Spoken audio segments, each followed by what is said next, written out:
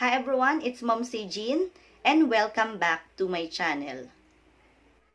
For today's video, I'm going to unbox another skincare product that is safe to use by teenagers, pregnant, and lactating moms. This product is the Brilliant Tomato Micro Exfoliating Facial Set. So this product is specially formulated with natural active ingredients like tomato extract, aloe vera extract, cucumber extract, and then meron din siyang coconut oil. Sad to say na may ethyl alcohol siya. Di ba lagi kong ina-advise na iwasan natin yung mga product na may alcohol kasi nakaka-dry siya ng skin. Pero ito, meron siyang contain na ethyl alcohol. Kaya, dahil itatry ko siya, titignan ko kung safe pa rin siya sa ating skin. Okay? So, mag-start tayo dito sa kanyang lalagyan. Ayan. Ito siya. Hindi siya box or hindi siya carton. Ayan. Plastic siya. Plastic yung lalagyan niya. Ito, ayan. Ayan yung kanyang front view. Ayan. And then, sa gilid nakasulat, safe for teenagers, pregnant, and lactating women. Then, sa kabilang side, yan lang. Yan yung nakasulat. And then, at the back, nandun din yung direction for use. Ayan. So, bago natin i-discuss yung direction, i-open na natin itong Brilliant Skin Tomato.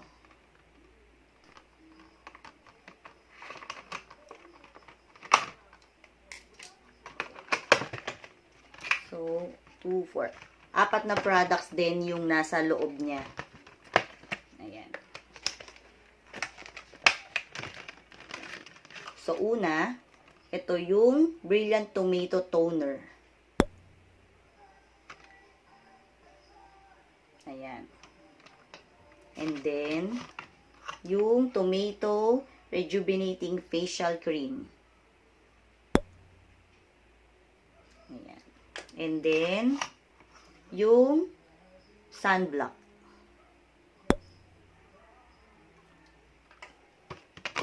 And then last, yung tomato soap. Ayan. Ang cute ng soap niya. Ayan o. Red na red. Pati yung lalagyanan niya, touch ng red and white. Then may drawing na tomato. Ayan. Kasi tomato extract to. Wala masyadong amoy yung sabon niya. Ayan. Sana hindi rin siya yung kumukulay kapag nabasa. Kasi 'di ba yung doon sa glowing set, yung bleaching soap no na itim, kapag nabasa siya, sumasama yung kulay. Ito naman kulay pula. Ayan. So itatry natin kung kumukulay din siya. So itong soap, walang masyadong amoy. And then malaki siya. Ayan, medyo malambot, tinatouch mo na ganyan. Medyo bumabaon siya.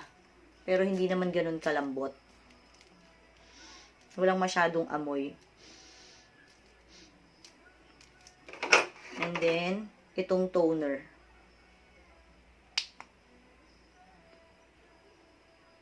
Mild lang nung scent niya. Ayan, hindi siya masakit sa ilong. Ayan. And then, itong mga cream niya, katulad ng Rejuvenating Facial Cream, naka-sealed pa. Ayan. So, tanggalin natin. Ayan. May spatula siyang maliit sa loob. Ayan. So, tanggalin muna natin. Kasi bubuksan natin siya.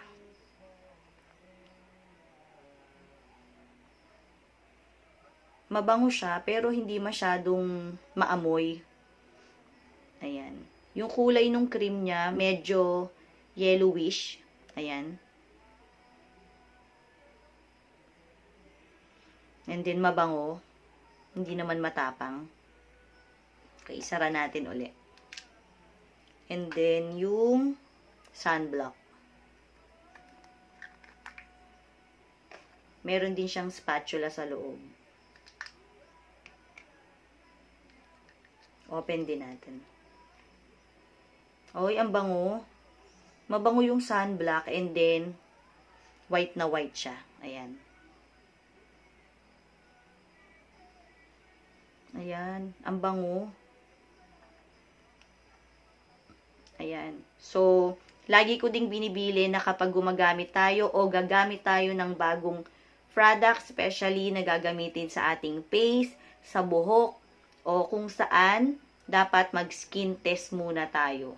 So, ngayon mag-skin test tayo. Pahid natin yung mga product na yan sa ating inner skin and then dito sa likod ng ating tenga. Kasi, itong mga skin daw na to sa likod ng tenga and then dito, ito yung halos katulad ng ating muka. Yan. So, mag-test tayo nung mga to. Maglagay tayo. So, ito naman yung face cream.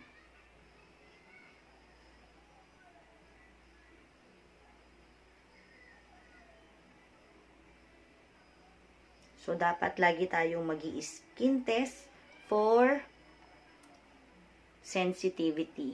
So, kailangan i-test muna natin kung mangangati tayo, kung mamumula ng sobra. So, kailangan safety first. And then yung toner.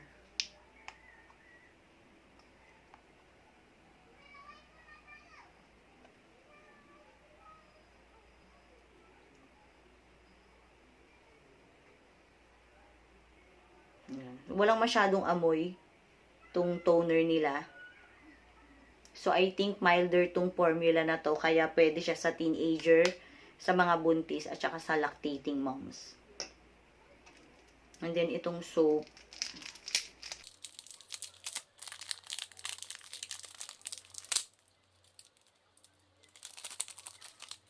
Ayan, nabuksan ko na siya.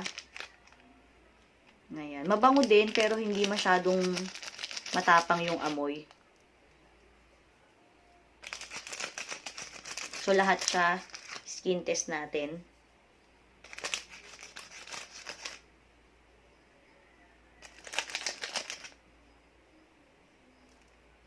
Okay. So, lagi nating tandaan mag-skin test tayo bago gumamit ng ibang products. Dito na tayo sa direction for use. Okay, so may 4 steps siya. So, unang step, yung paggamit ng soap. Itong tomato soap.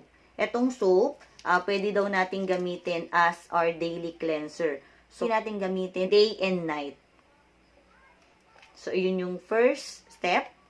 And then, second step, yung paggamit naman ng toner. Okay. So, twice a day din to. Kagaya din ng ibang skincare. So, morning and night din.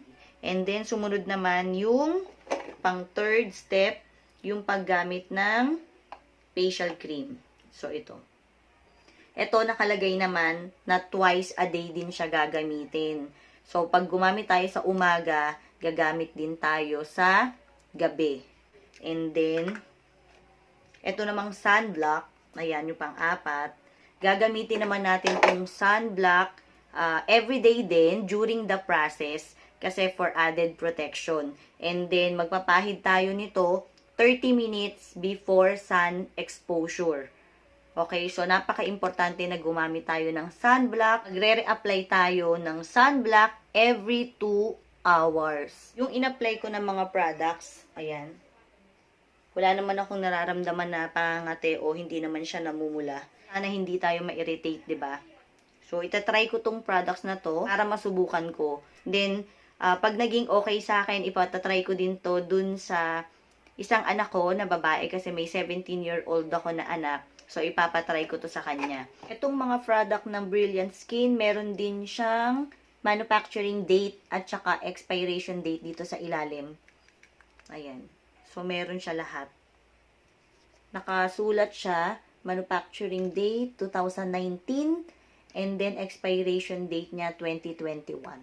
So, itong product na ito ay pwede daw sa lahat ng skin type. That's it for today's video. Tapos na tayong mag-unbox nitong Brilliant Skin Tomato. At gagawa na lang ako ng separate na video for my 1-week testing. Don't forget to subscribe on my YouTube channel, Ma'am si Jean. At kung nagustuhan nyo po ito, paki-like na rin po. Paki-click na rin po yung notification bell para po ma-notify kayo sa mga future uploads ko. Thank you so much for watching and see you on my next one. Bye!